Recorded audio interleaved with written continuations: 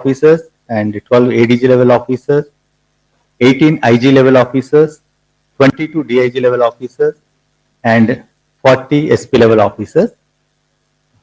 And it is a very good attendance. We would be having 9 sessions. It is an overview I'm just giving you. 9 sessions plus 2 inaugural and valedictory sessions. I want your contribution and active participation. There will be one breakout session in which all are divided into 5 groups, and there are arrangements for the breakout sessions outside near the lawn. So we would be distributing there, and the topic which has been given in the handout that would be discussed. It is only your valuable suggestions we need it, even though the topic looks little vague, but with the participation of the senior officers, we would be coming into a proper conclusion. These are the topics which have been selected, which have been discussed in the DGP-IGP conference and the Parliamentary Standing Committee meeting. So with this, now I ask the comparer to take over. Thank you very much.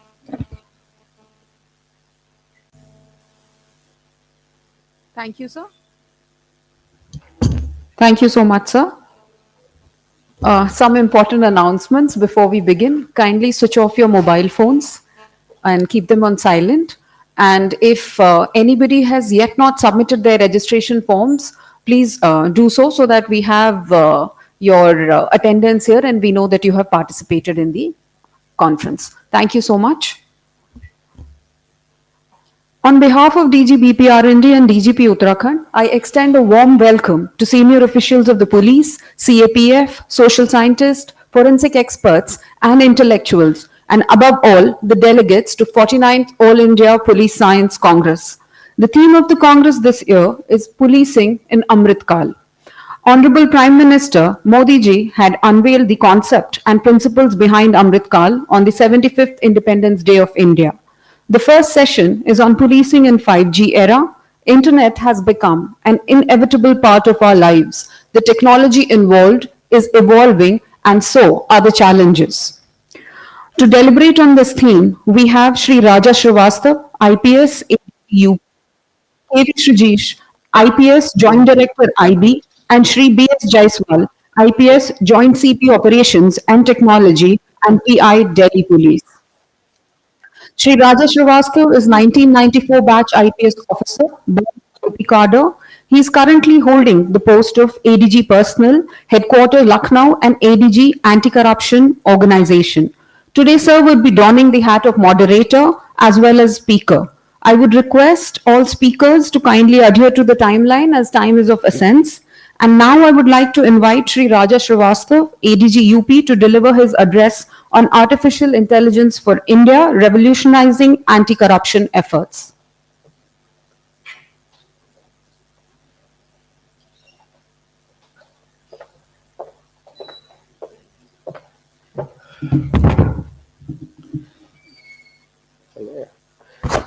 Good morning, everyone. And thank you, BPR&D, for providing us this opportunity to be here in these beautiful surroundings. So without much ado, I'll just start with my presentation. As I am also the moderator for this session, I would just like to request that the presentation followed by, we do all the presentations and then we can take whatever questions and things like that. So first, I'll be brief about it. So this is more to do with my work presently as anti-corruption chief in UP. And so it's been almost a year since I've been doing this work, and prior to this I had not delved much into this kind of investigation and inquiry processes. So it was a steep learning curve, and once we came there, we found that there is a lot of built-in delays in the entire process that we do. So we thought, how can we improve on these things? So between the case reported and the case finalized, We found that it took almost, this is a good case scenario of almost 24 months when we could finalize a case. It was a big manual process, lots of data collection and analysis, all done manually. So just thought about we can shorten these processes, or we can automate these processes. So these were I think most of us would be um, aware of the kind of ecosystem of data that we rely upon when we are doing such inquiries and investigations. They are there disjointedly, and they are there in the manual space. We also found that to bring this all together, there has been a lot of work that has gone into with various departments going digital, the data maturity coming up. So next step was to you know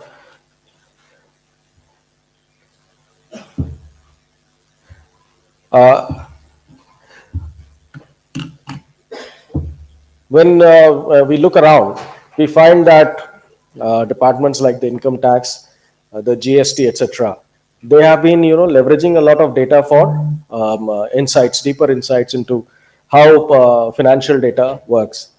So with that thought process, we also thought, let us do it. And it was a chance encounter with one of the service providers during such a conference only, that we could get a platform wherein they have the expertise to leverage all this data into their model, and they have helped us develop a model for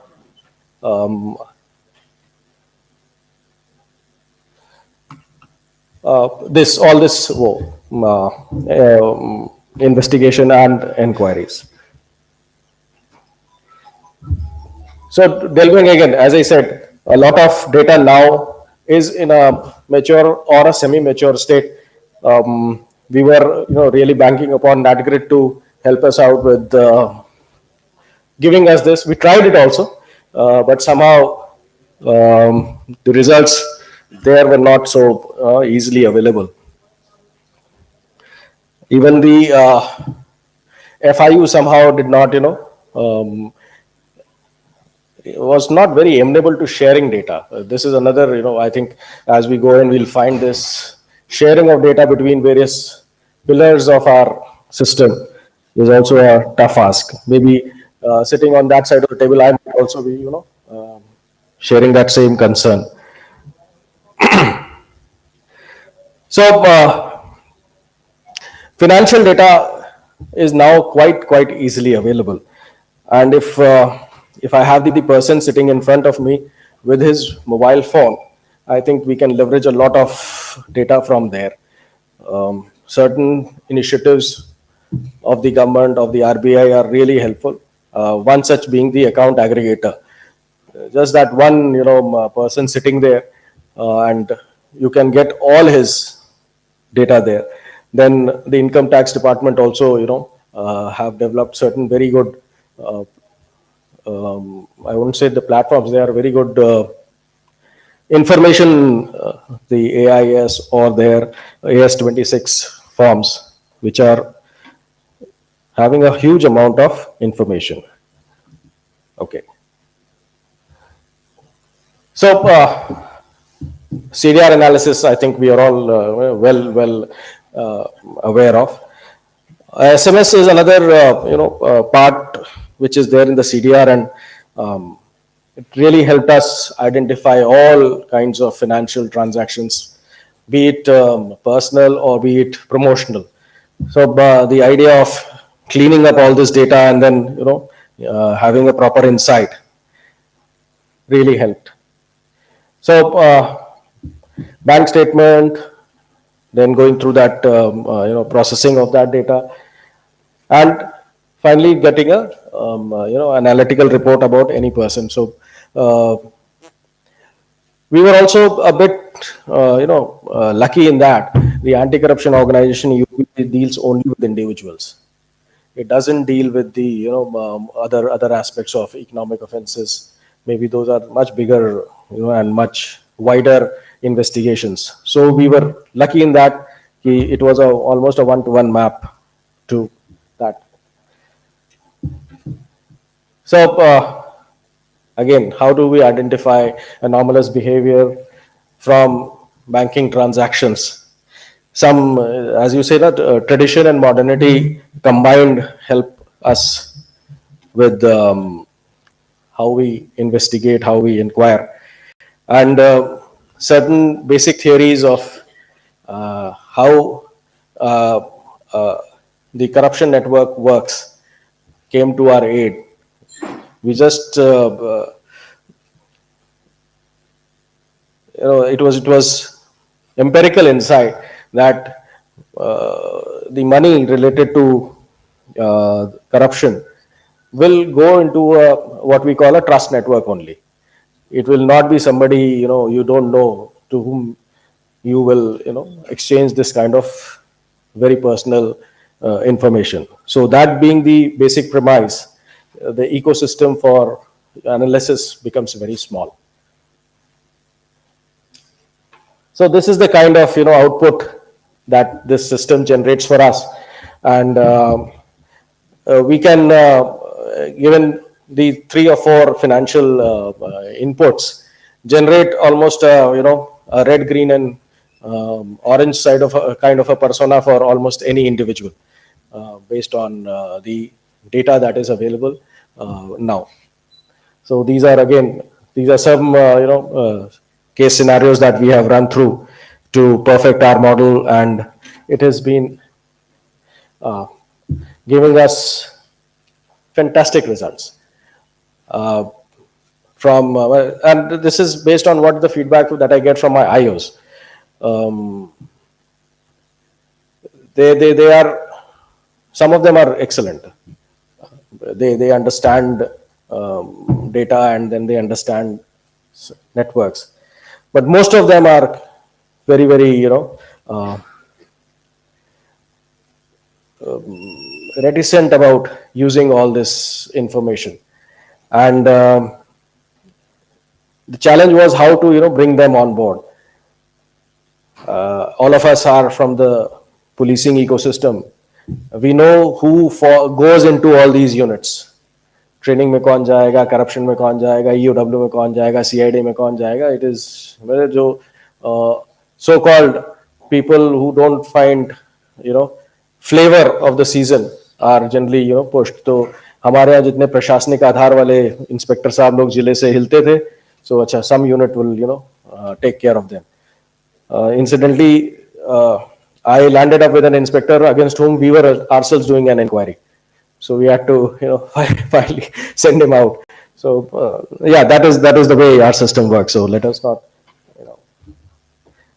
But yes, this very simple, I won't say very simple, I would say this very user-friendly tool has helped us in analyzing a lot of data.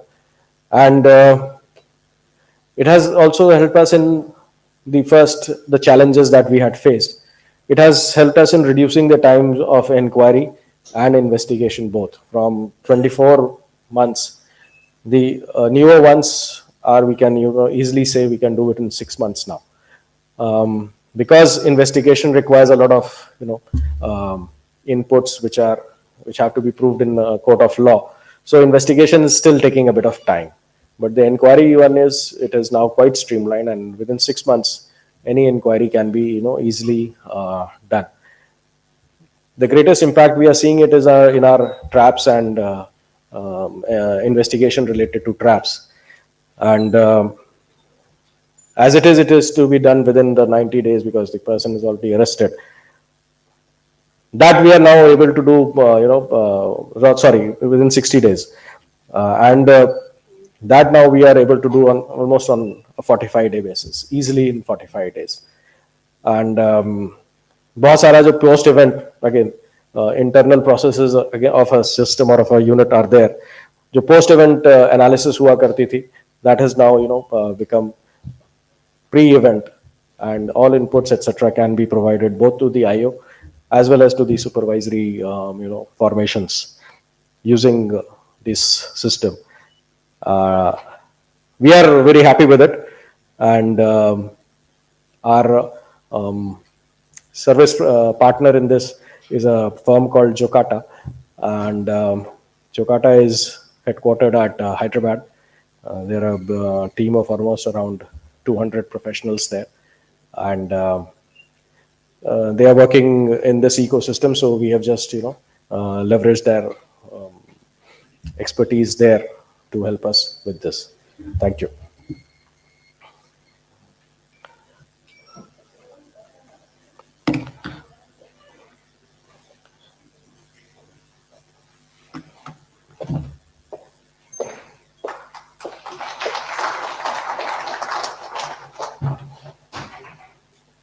Thank you, sir. The next speaker, Shri K.V. Srijesh, is 2000 batch IPS officer of Tripura cadre, known for the investigation of illegal non-banking financial organizations and chit fund organizations in Tripura, as he was heading the special investigation team looking into this. Sir would be speaking on combating emerging cybersecurity challenges, prevention and mitigation.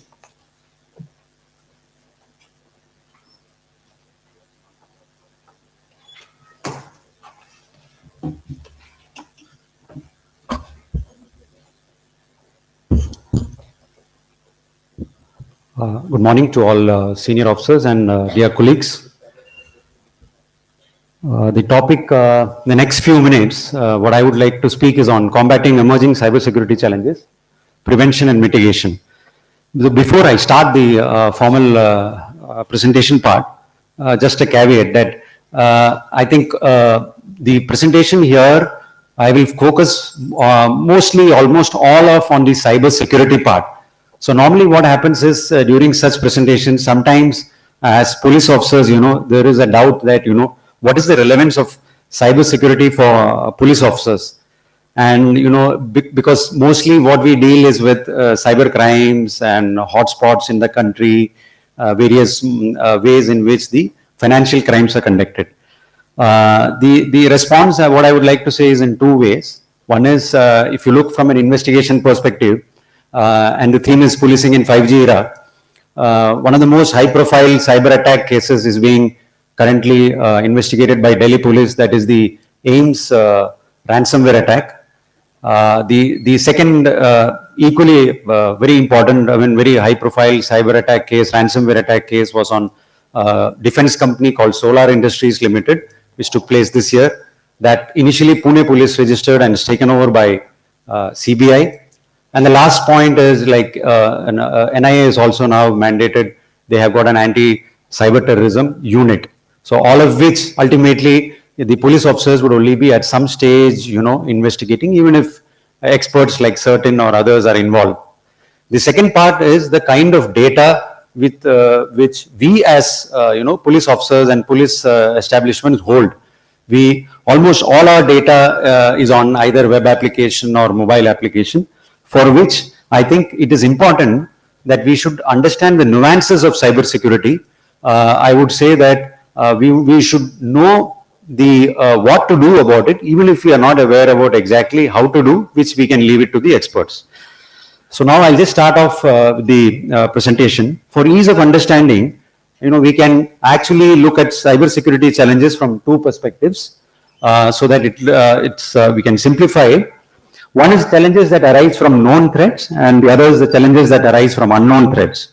The broad difference between the two is, while steps are taken to address challenges from known threats, there is generally no clarity or one single method on the way to deal with unknown threats. Now, over and above this is the ecosystem which I have tried to indicate in the slide, which operates along with these known and unknown threats, especially as we live in an interconnected world. Now, by ecosystem, we mean the systems which we use, the mobile phones, the tablets, the iPads, the IoT devices, etc.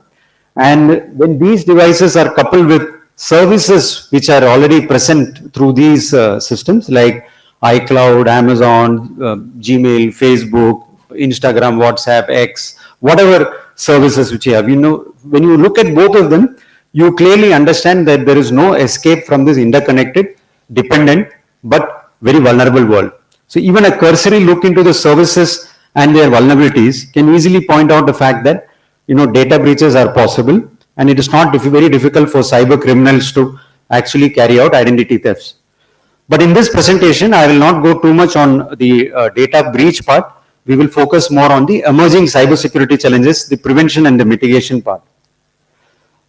So these are the known threats which I have tried to list out. It's not exhaustive, it's just illustrative.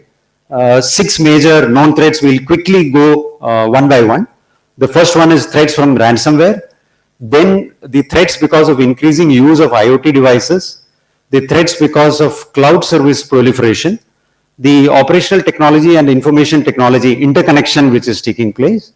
The threats from the advanced persistent threat groups, mostly if you look at from an Indian perspective from Pakistan, China and North Korea.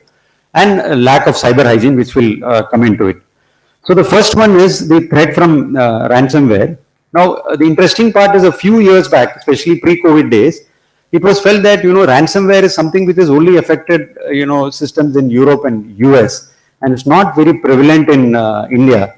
But now today, this is not the case. As per the India ransomware report published by CERTIN in 2022, India had a 53% increase in ransomware attacks in the year 2022, and in which IT, finance, health, manufacturing, and even private now defense companies, etc., were the ones majorly affected. The classic case is what I mentioned in the beginning, is the AIMS the AIMS ransomware attack, which resulted in disruption of hospital services, and also the solar industries attack, which again faced ransomware attacks this year. This is just an indication, just for us to understand that what is the stages of ransomware attack. I'll just quickly, so first there is the attacker takes an initial access. After he gets an initial access, he carries out a network reconnaissance, then he does a lateral movement, then the data is exfiltrated, and generally the attackers threaten to leak the data in dark web or other such sites if ransom is not paid, and the attacker also resorts to DDoS attacks. Now, why I mention this is, unfortunately, there is no single tool or no single way to prevent a ransomware attack. So the only way out is ransomware resiliency, which can be developed by ensuring that all our internet-facing infrastructure are totally hardened. The second one is what I mentioned is increasing use of IoT devices. Again, like the previous case, a few years back, IoT devices were not seen as much as a threat as it now, because earlier we were not exposed to so much of IoT devices. Now today again, post-COVID, the scenario has changed, especially with the increasing use of IP cameras. So we have IP cameras during our video conferences, we have IP cameras in our closed circuit systems, everywhere we have IP cameras. That's why we put up a graph that the number of global IoT connections itself grew by 18% in 2022. And in 2023, the number of expected connected IoT devices expected to grow by another 16%, which would be 16.7 billion active endpoints in the world. So this number is expected to only grow in the years to come. Now, when we say IoT devices, the most commonly vulnerable ones, like I mentioned, are the IP cameras. Why I'm mentioning is, many times we have seen IP cameras which are being operated for even when sensitive classified things are discussed, but then these cameras are having weak credentials. That means it may have a username and password as admin. The IT officer or the information security officer did not bother to change the password, and it's very easy to actually get into that camera and watch the whole proceedings. Entire proceedings can be seen. Also, many times the devices are also not patched with the latest software. Now, like the previous threats, cloud service is one area which was not so popular earlier. again post-COVID, when organizations started this culture of work from home, they realized that, hosting on a cloud is efficient, cost saving, and scalable. So, today almost everything is on a cloud, and following which we have a large number of cases of data breaches being reported. Now, in the case of cloud service, normally what we have seen is data breaches are normally due to misconfigured clouds. It could be due to lack of secure application programming interface, then lack of multi-factor authentication, visibility, because once everything is in the cloud, the data center is far away from us. So there's not much kind of control, physical control. And many a times, entry to the cloud itself is distributed, which you may not know. There will be multiple entry points, distributed entry points to the cloud. So we've just shown, some of the common steps which for any cybersecurity, expert to follow this. It's quite straightforward. The first one is you basically identify, and then you do the risk assessment. Then you carry out the remedial steps. Then you prepare the vulnerability assessment report, and then go ahead with the VAPT certification. So these are the 4-5 common steps which is required. While it's very common, everybody would repeat the same thing. But unfortunately, what we have seen is that many companies, organizations, be it government, private, many times these are not carried out very seriously or with utmost care. The next one of the known threat is the operational technology security. Earlier we never used to speak on OT security. It was always the IT part, the information technology security, which was spoken. Reason being, the traditional concept was you keep the OT and the IT security, there is an air gap, so there is nothing to worry about the OT part, the operational part. It is the IT part which could be subjected to cyber attacks. But today we have the industrial Internet of Things, which has brought again OT and IoT security also into focus. So here again, the state-sponsored advanced persistent threat groups pose a major threat on critical infrastructures where you have these OT systems like power, health, etc.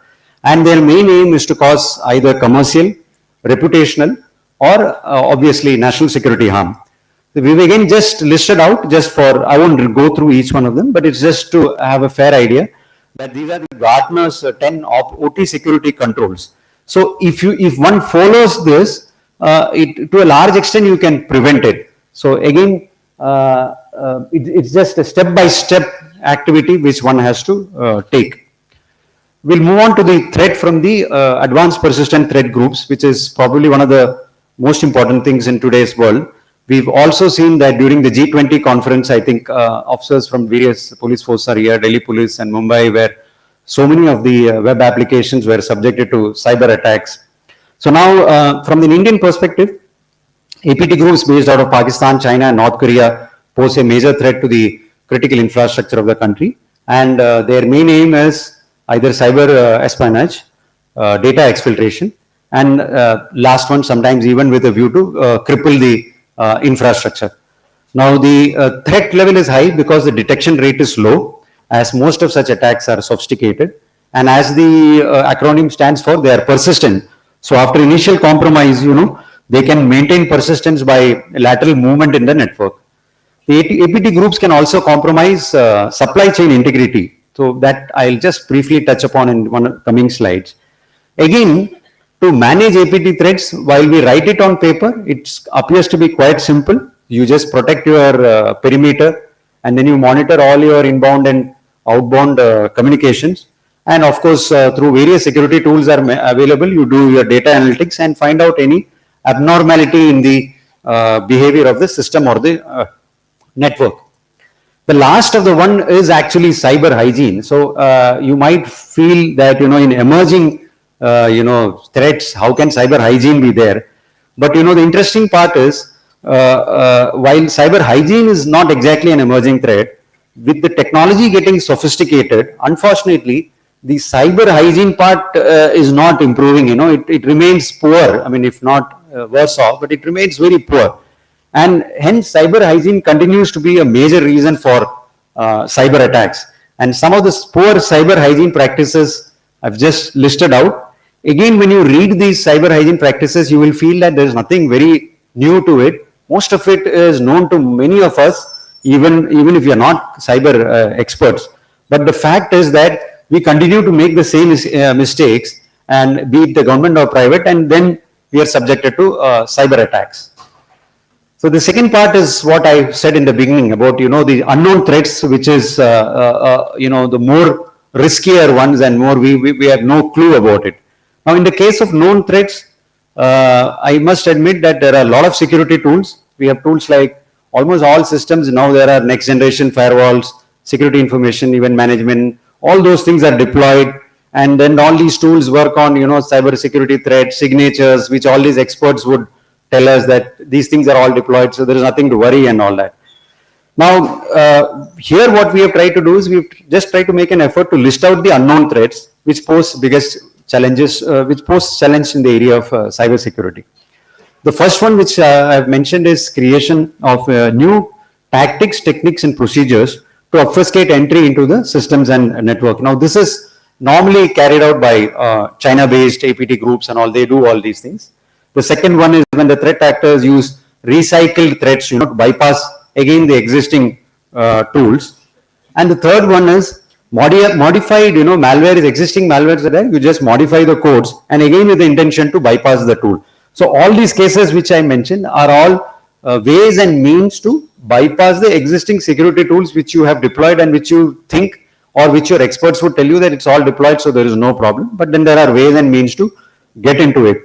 To prevent such cases, what we need to have is robust threat intelligence, the security tools that use, polymorphic signatures. That is, it looks for content, it looks for patterns of traffic to detect and block such anomalies.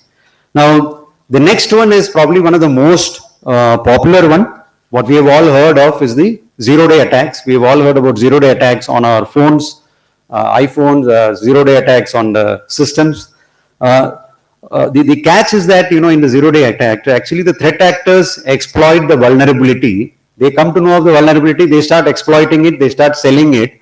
And even if the manufacturer or the company comes to know about it, by the time it patches, they issue patches, by the time the patches comes to the end point, there is a gap. It is that gap which they exploit and which is commonly known as 0 days. So that's one thing which unfortunately there is no solution. The earlier the patch, the faster it is. Another unknown threat which is normally used by the APT groups and which is very important is the supply chain attack. So there are two types of supply chain attacks. One is a hardware thing and one is a software. We'll just quickly talk about the software part only, because all services these days, they have third-party vendors, software services, which is an integral part of the supply chain. So one of the most popular supply chain attack, which I just want to touch upon, is in technical terms what is called as the upstream server attack. So it's not very difficult to understand. So upstream server attack means, the threat actor infects a system which is deployed in the upstream of users, and then through a malicious update, that update automatically goes down to the downstream users. It might get uploaded, unknowingly. He's not even aware of it. And this is exactly, and the whole network is compromised and data exfiltration take place. This is exactly what happened in the SolarWinds case, which took place in 2020. If you Google it, it's quite famous, when the Russians are supposed to have done it. There are also other forms of supply chain attacks like stolen SSL certificate, open source software attacks and all, which we won't go deep into it as it becomes technical. Now from here, I think I just wanted to talk about, the cyber offenses which are being committed now in this manner and the current challenges which we face. Now these are the challenges which we face, be it both cyber attacks or at times even in cyber financial criminals. The fact is that, the cyber criminals, we found that often out-innovate law enforcement agencies, due to which what happens is due to which various sections of our laws, sometimes at times don't act as a deterrent to the criminals. So one of the major challenges which exists and possibly would continue to exist in the coming days also is the ability of criminals to bypass by routing attacks using VPNs or proxies based out of different countries. Most of us who would have done some kind of a cyber investigation would have come to this challenge. And the corollary is you have a jurisdictional challenge, you have an administrative challenge while carrying out investigation, whole sort of thing, whole lot of problems, which leads to finally difficulty in fixing the identity of the actual attacker. Now, this also applies to terrorists. They also use emerging technologies in cyberspace to recruit, communicate, disseminate their propaganda using the same methodology almost. Ultimately, their aim is also to ensure anonymity and encryption. So, the government of India, the MHA's initiative, just a few months back, we banned 14 messaging and calling apps used by the terrorists. While it's a welcome step, but I think if you look at it, even if you use a VPN, one can actually bypass it. A quick look at some of the common shortcomings, So the prevention and mitigation of any cyber security can be done only if you understand what is the common shortcoming. Now, we listed out it for better ease of understanding, listed out in 3 ways. One is from the user perspective, one is from the systems perspective, and is from the organization perspective. User perspective, we have already touched, just mentioned about poor cyber hygiene. Unfortunately, it continues. Lack of awareness also is a major issue. The user is not very cyber security, aware about all those things. Poor password management. You use the same password for everywhere, your bank, your personal account, to your email account, to all sort of things. If you go into the organization thing, another issue is the absence of fully dedicated CISOs. Even now we may have some organizations where the chief information security officers are, they are part-time, they are not full-time. So it's an additional job given to them. So they're not able to fully concentrate. Then the other point is, even if you have a CISO and all, sometimes you don't have a clear-cut policy within the department or your own office on your own, how do you manage your own information security. The next one is skilled manpower. So sometimes you've bought the best of the security tool, you've purchased, crores of rupees you've spent on the most expensive firewall and all, but you don't have the skilled manpower to actually man it. Sometimes, and it's the other way, that there is no provision. You have the man, you have the tool, but there is no provision for updating his skill set, because this is one area where you need to constantly update your skill set. So that is one weakness. The last one is on the systems as such. We still, if you go to any tool which scans all over the systems in the Shodan and all other tools, you will find still a lot of operating systems, outdated, not updated, some poorly configured security devices, and then sometimes, the logs are also not maintained. When you go for a cyber audit, I think whenever an investigation takes place, when you go for a cyber audit, it is the log maintenance which becomes very important. If the logs are not maintained, there is no investigation which you can do. This is the last slide where we look at the way forward. These are again illustrative, not exhaustive, to tackle some of the emerging cybersecurity challenges. So what I would wanted to propose is that there is a need actually to develop a minimum baseline security standard across the whole of government, and at least if we can do it in a phased manner, then we will have a better cyber resilience. The next step could be to ensure a compliance feedback, a mandatory feedback. What happens is when cyber audit takes place, the vulnerabilities are pointed out, but there is nothing there is nothing on this organization part to give back a feedback that yes, you pointed out these many vulnerabilities, we have patched it. So it might remain unpatched, and neither the chief information security officer knows, nor the IT officer is aware, nor the group, the department which has done the cyber audit. It is also noticed that both in government and private, while we invest a lot on purchasing the tools, skill upgradation, which we just now mentioned, is not done. It's not taken that seriously, which is very important because technology changes rapidly. So the persons who are handling it, their skill upgradation should be it should be corresponding to the technology upgradation. The next point is on development of synergy. So while currently the government has taken a lot of steps for developing synergy between law enforcement agency, academia and industry, especially with the advent of this, we have the startups which has located an incubation centers at premier institutes, IITs and other places. It's a welcome step where we have found that, you can actually go up to that startup and talk about what the problem the law enforcement agency is facing and what is our requirement. But still there is a long way to go. We still are in silos. Many times the academia does pure R&D work. They have no clue on what the law enforcement agency requires as a tool. The industry also is sometimes, there is a gap, following which what happens is we just have to buy a tool off the shelf and then try and make use of it. So a synergy is something which is very important. Digital payment transactions continue to increase in our country. So far it's been handled very well, but I think in the days to come, the security of this area should continue to be on a very high priority.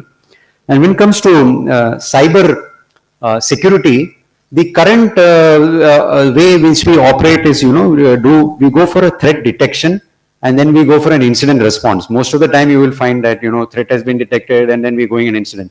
But the actual orientation should be for threat hunting through AI based tools which are also available and expertise. So you do a threat hunting rather than detection, which is a more proactive method to ensure cyber security. So lastly, zero trust architecture is it's a kind of a fancy word everybody uses, but it's a reality that unless we go in for a zero trust architecture in the country, either it be it in the government or private, wherein by zero trust architecture means every digital identity, in that software or supply chain is verified. The privileges are limited. The telemetry data, that is the inbound, outbound communication and all, are constantly analyzed. There is network segmentation so that, you can take care of preventive steps. And then there is an automated threat detection. So such kind of a zero trust architecture is the need of the hour to successfully combat, emerging cyber security challenges. With this, I conclude my speech, and I hope I try to make it as less technical as possible. And I hope the nuances of cyber security as police officers, we continue to keep in mind so that we can have a safe and secure cyberspace in the country. Thank you.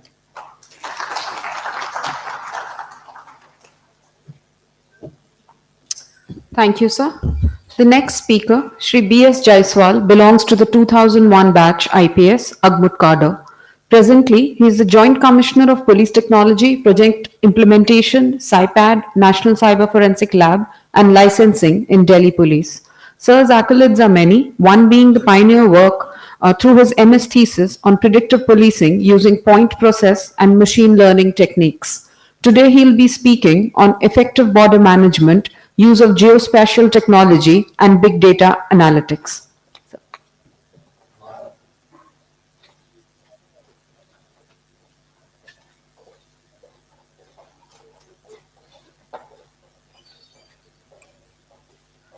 Good morning, everyone. My previous speakers have spoken about AI and IT, IoT, OT, all the emerging technologies. I will also use the technology, but my area is effective border management. How emerging technology can help us in making it more effective, more solution oriented, and also at the same time addressing the challenges being posed by changing geopolitics, changing warfare, cyber warfare, and how we can be more effective on ground. So, lot more stuff here, but I'll try to cover it in 25 minutes. Geospatial technology and also global positioning system and big data analytics.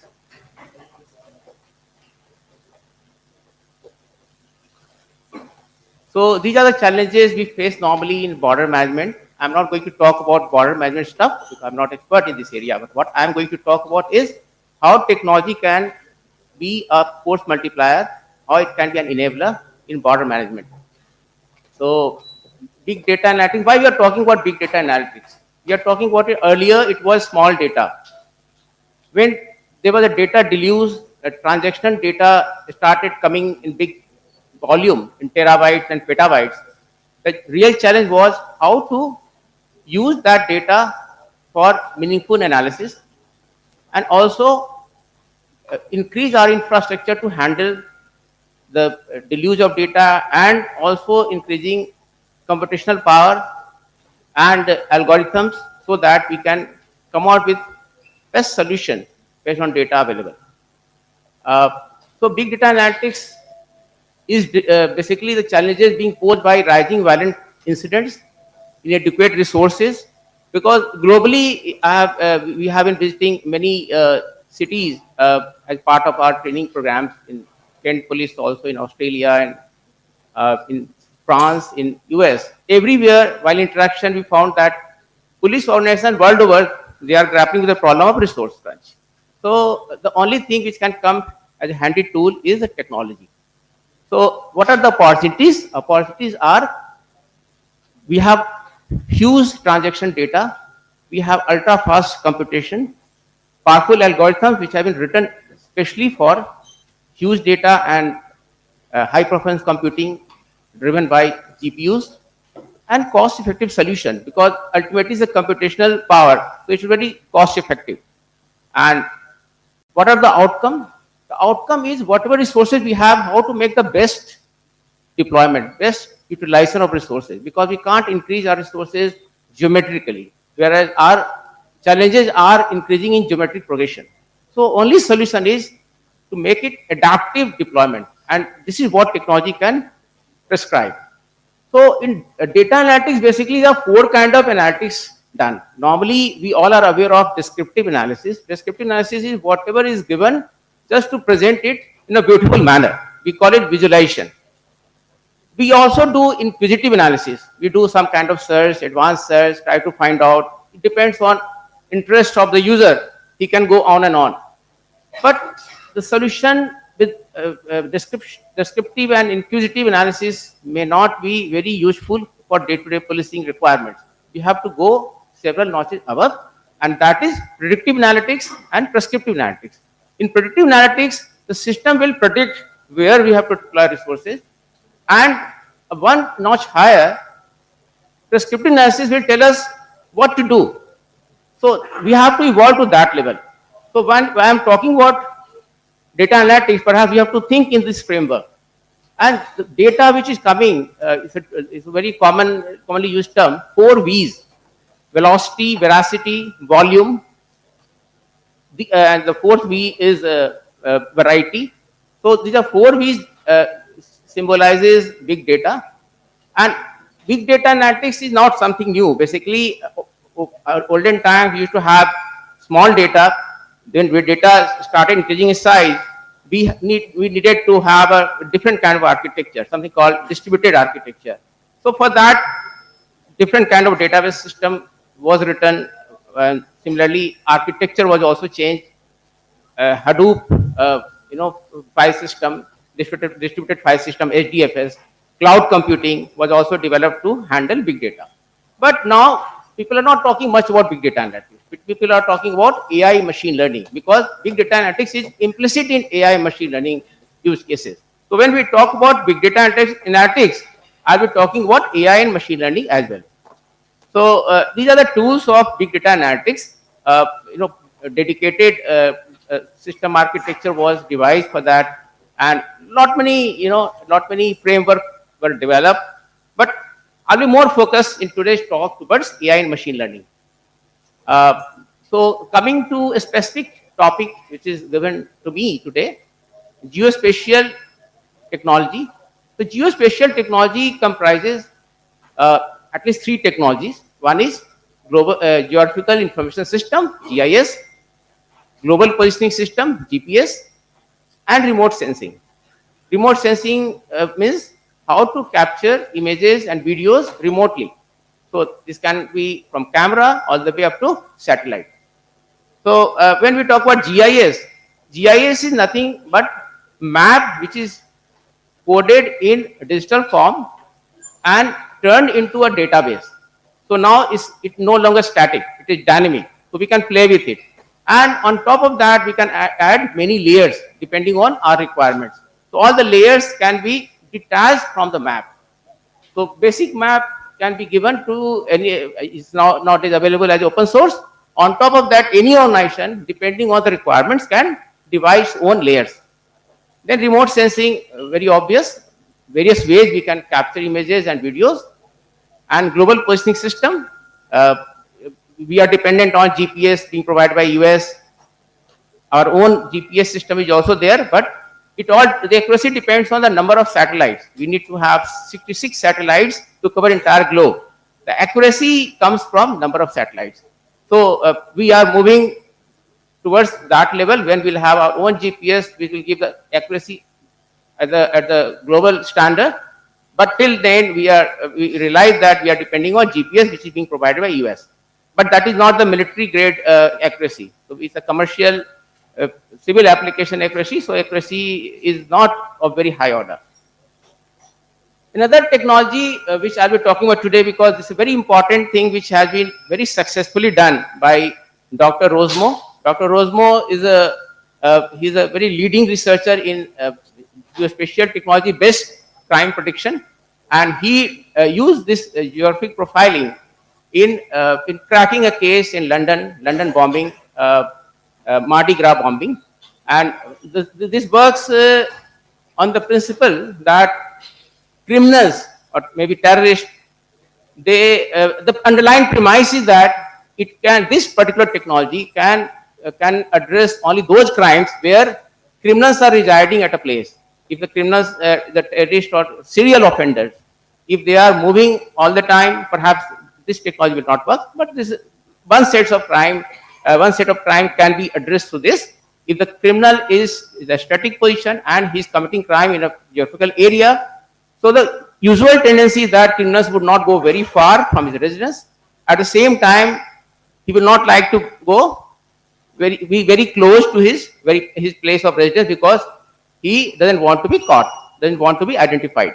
So based on these two opposing tendencies, Dr. Rosmo has devised a formula called Rosmo formula, and he used that formula in solving London's bombing, and that was used in many other cases also. In fact, you can see here, these are the cases where he used this, and in fact, in Mardi Gras bombing, he predicted the crime to 1 or 2 zip codes. So it was almost 1% of geographical area of London city, Greater London city. So this is something which we can use in our own affair, because in border also there are many serial incidents which is of the similar nature, maybe done by similar gang, same gang. If the gang is same and place is not very diverse, maybe a city, this formula can be used. Don't get scared by this formula. This formula has got 2 components. One component is addressing least effort principle. The second component addresses the buffer zone principle. So these are 2 opposing principles. The sum of that, you use past incidents, fit into data, get the parameters, optimize the parameters, and then you predict using this formula. So this is the software he had developed, Riser software. Another thing which I'm going to talk about is analytics on remotely sensed imagery and video. This is something which is very, very common and very popular. In a variety of ways, we get images and videos. And now how to use that video for analytics so that we can make meaningful prediction, meaningful alerts, so that policing infra can be mobilized. So perhaps many of us, all of us are aware that ADRIN, Advanced Data Processing Institute, based in Hyderabad, it's an organ of ISRO. This organization has developed 4 softwares. I'm talking about only one software today, that is Border Operation Planning System. This system has been used in border areas, and BPR&D has taken lead in this regard, and BPR&D has established an institution called STAC, Space Technology Application Center, in BPR&D headquarters, New Delhi. And their officers from across the country are being trained. The training or trainer course are there. So this software is basically using satellite imagery. Other imagery can also be used. Even a photo taken from still camera on ground can also be used for this purpose. But satellite imagery has advantage that it has a field of view is very large.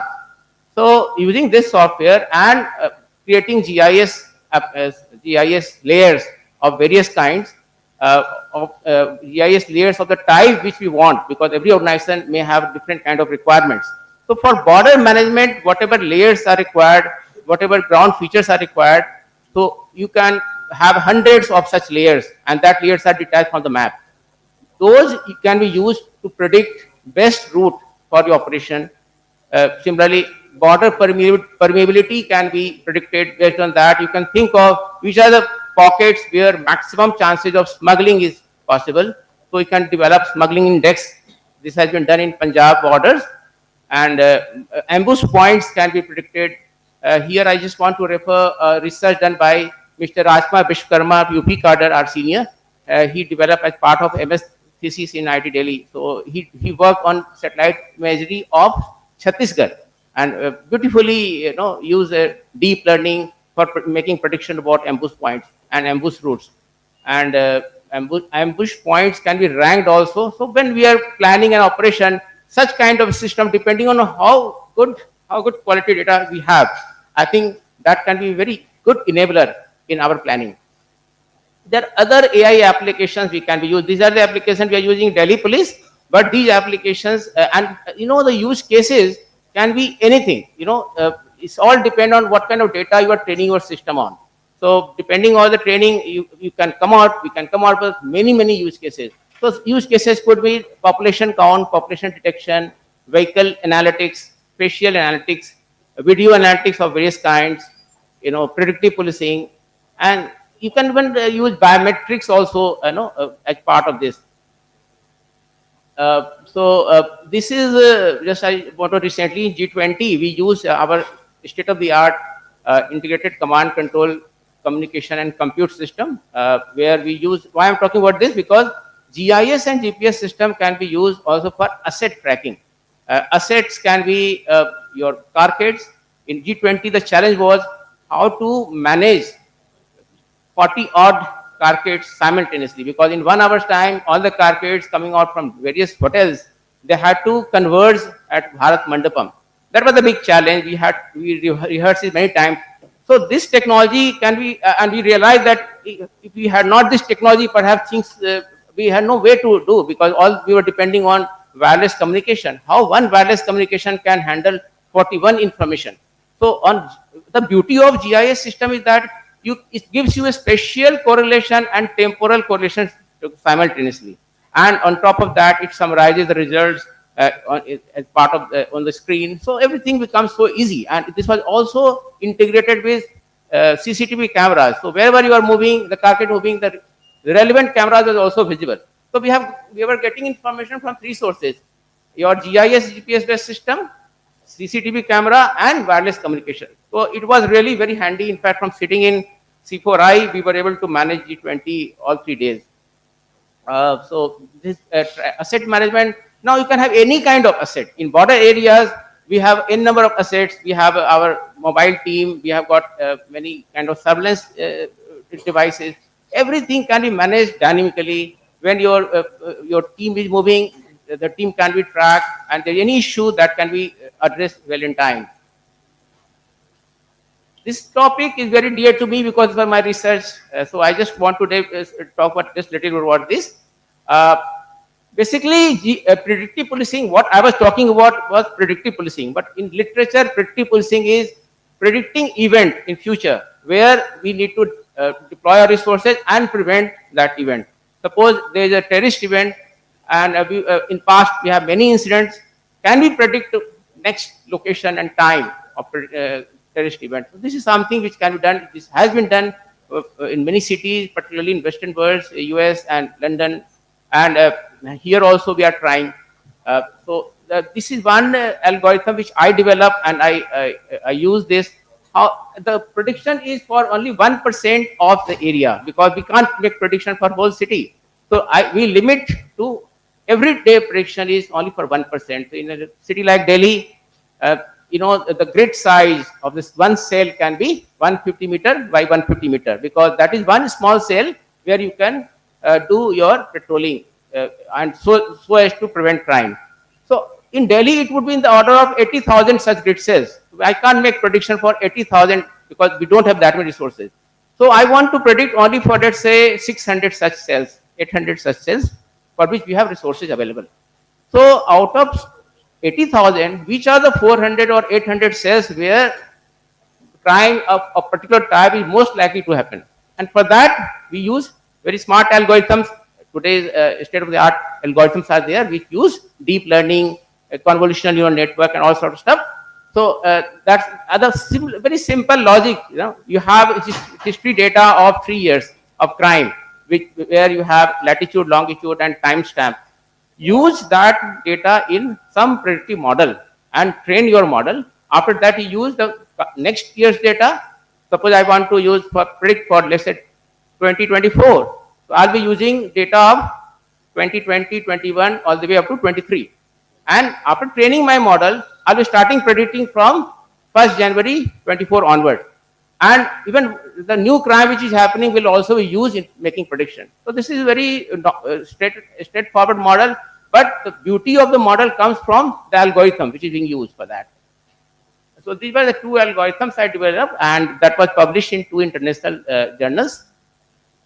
So what are the challenges in implementation challenges? That's a real crux, because we talk about anything, it works very well in lab, it works very well as a proof of concept. When it comes to ground, it is very, very difficult. So recently in Delhi Police, we tried to float a tender on predictive policing, and many vendors, because of Make in India, vendors were mostly limited to Indian OEMs. So, but they could not go beyond visualization and exploratory analysis. No one could go to prediction. Nobody could forget about prescriptive model.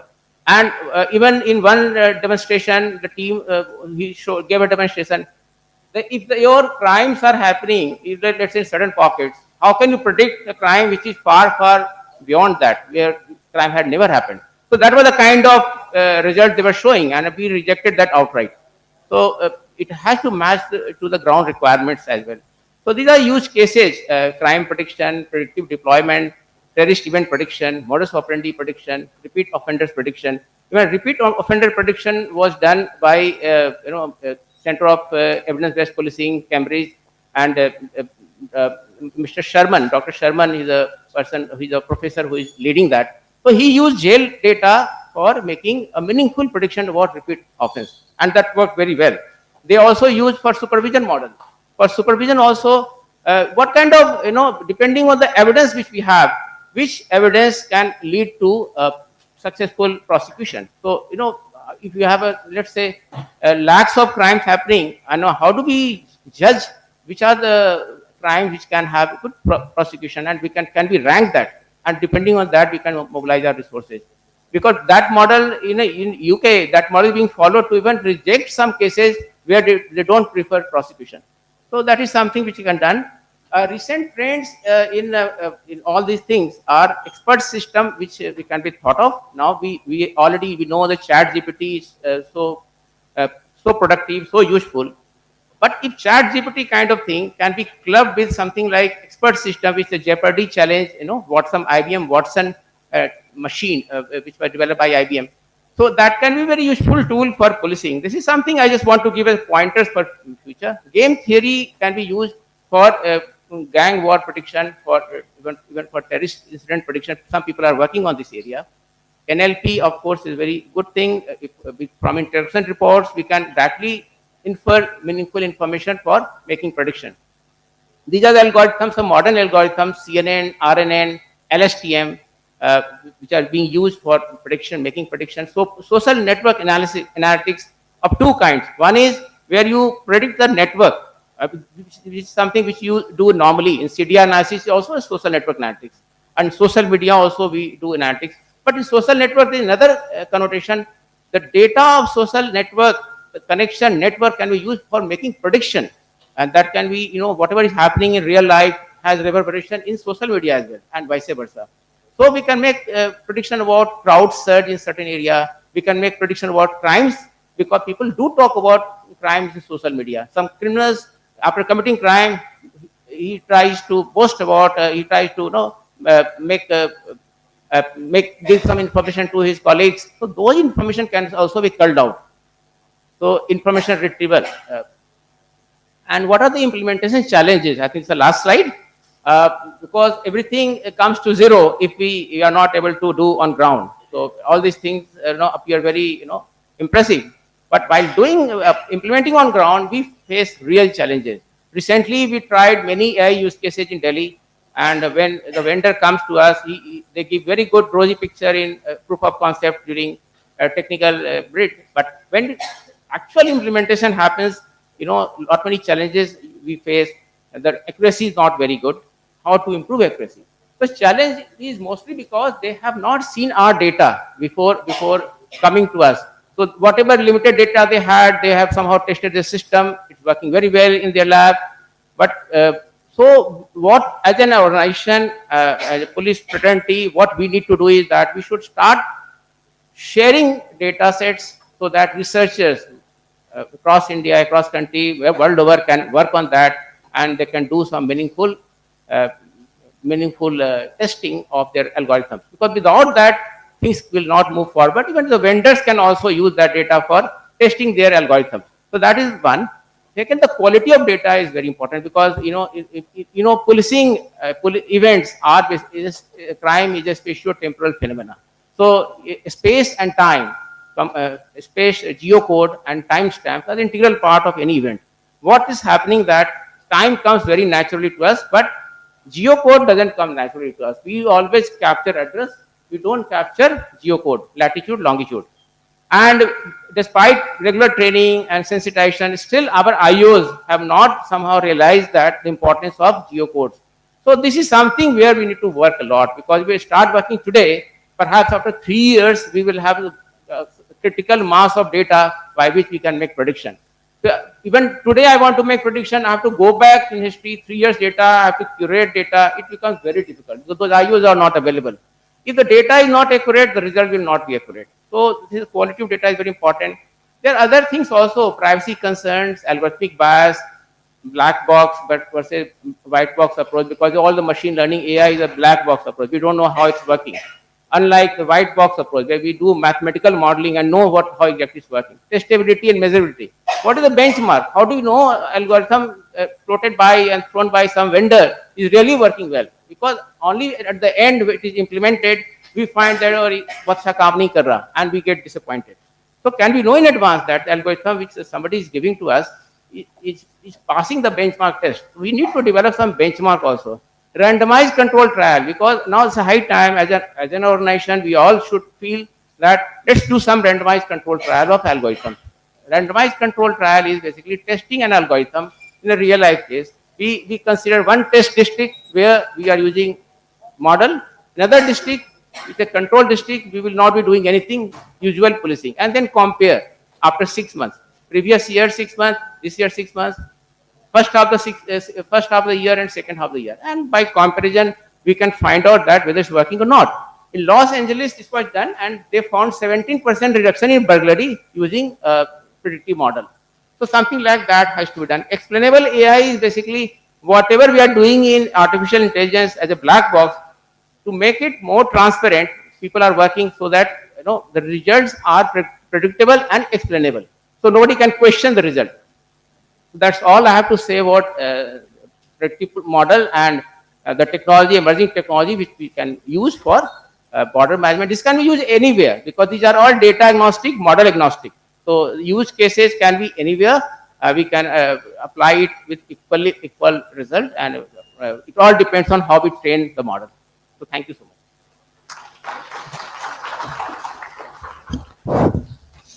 Thank you, sir. I would now like to request the moderator, Shri Raja Sarvastav, ADG UP, to conclude the session with 2 resolutions as takeaways. So we've had a informative and nice session. I think we are in time to take some questions if anybody would like to ask the panelists anything. If not, then we can just, So mine was more of an operational, presentation. So we are already using it. Both my colleagues, they presented the cyber domain as well as the operational domain. Key takeaways. One is that the challenges that we face in the times to come, we cannot dissociate ourselves from what we have been always doing and then extrapolating it through use of data to help us in the future. So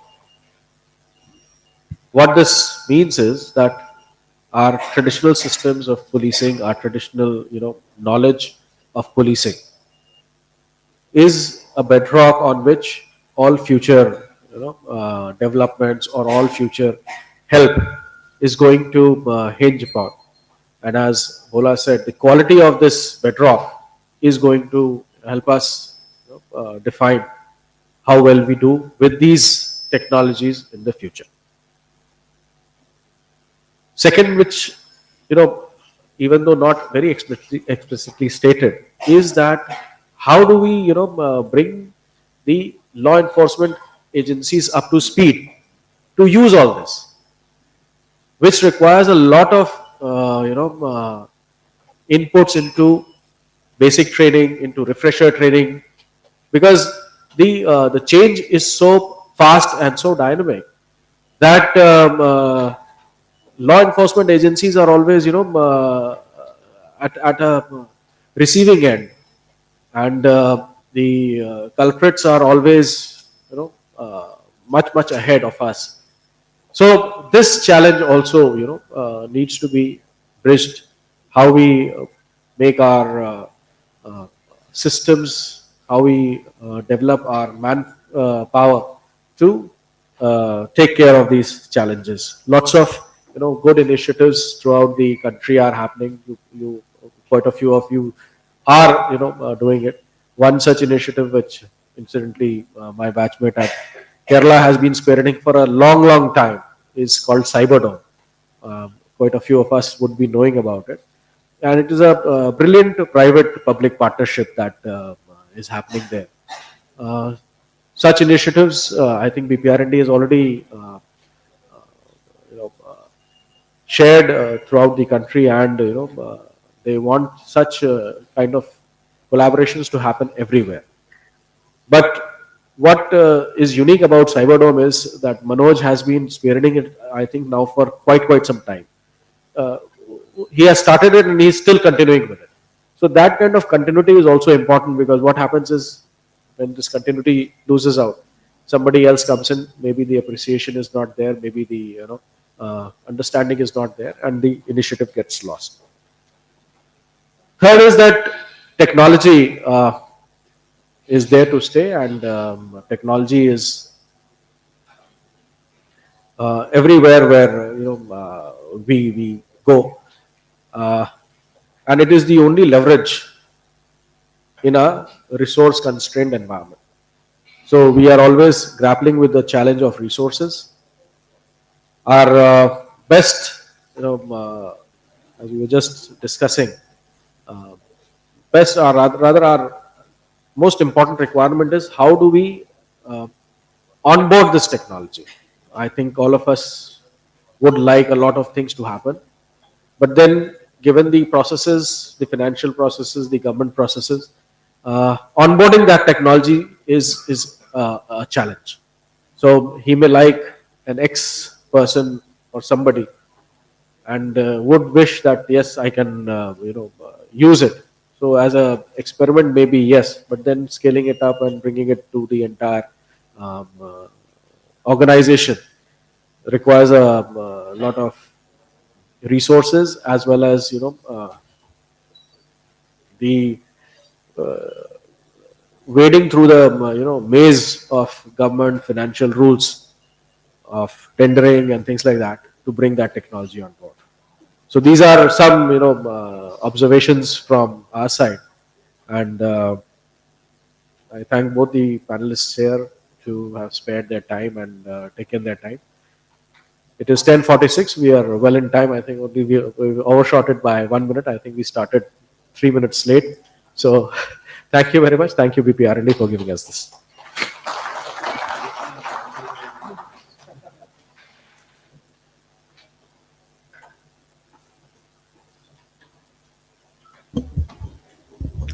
I would now like to request SN Sabat sir, IPS, DG Prisons UP, to kindly come up on the stage and felicitate the speakers.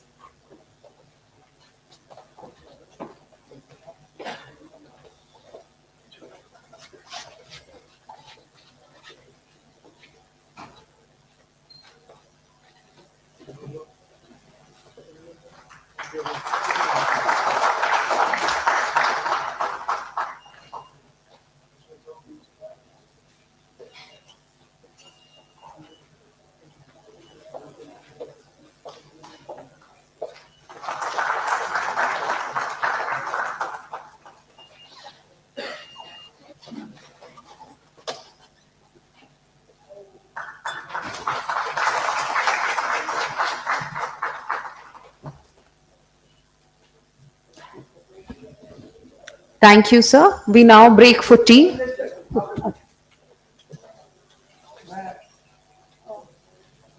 हमारे बीच में उपस्थित राजा Srivastava ji, BS Jaiswal जी और श्रीजेश, ये तीनों को मैं बहुत बहुत धन्यवाद देना चाहता हूँ। बहुत सुंदर आप लोगों ने बोला, ज्यादा क्वेश्चन आंसर नहीं हुआ, इसका मतलब ये नहीं कि नहीं समझे, सब लोग समझे, लेकिन उसके बाद कोई क्वेरीज नहीं था। You have cleared all the doubts and I would request BPR and D, I mean first of all thank BPR and D, ये बहुत बढ़िया टॉपिक भी था, लेकिन उसके साथ साथ मैं चाहूंगा कि इसको फील्ड लेवल में हम लोग कैसे पहुंचाएंगे लोगों के पास, उसके लिए डॉक्यूमेंटेशन प्रॉपर करके हम लोग भेज दें, ताकि कटिंग एज में ये बात पहुंच जाए। जो हम लोगों ने बात किया है बहुत ही सुंदर बात है, पुलिस से काफी संबंधित है, बहुत अच्छे ढंग से। And kudos to all of you, Nivedita well presented.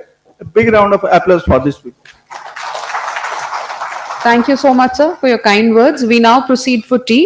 I request all of you to kindly assemble by 10:58 because the next session begins at 11. Yeah, I'm so sorry. There is a print mistake. Please, your kind attention, please. We would be gathering that the second session would be from 11 o'clock to 12:15. It is written 12:50. Please correct it as a 1:5. After that, 12:15 to 1:30 is the third one. After that, lunch break. Thank you.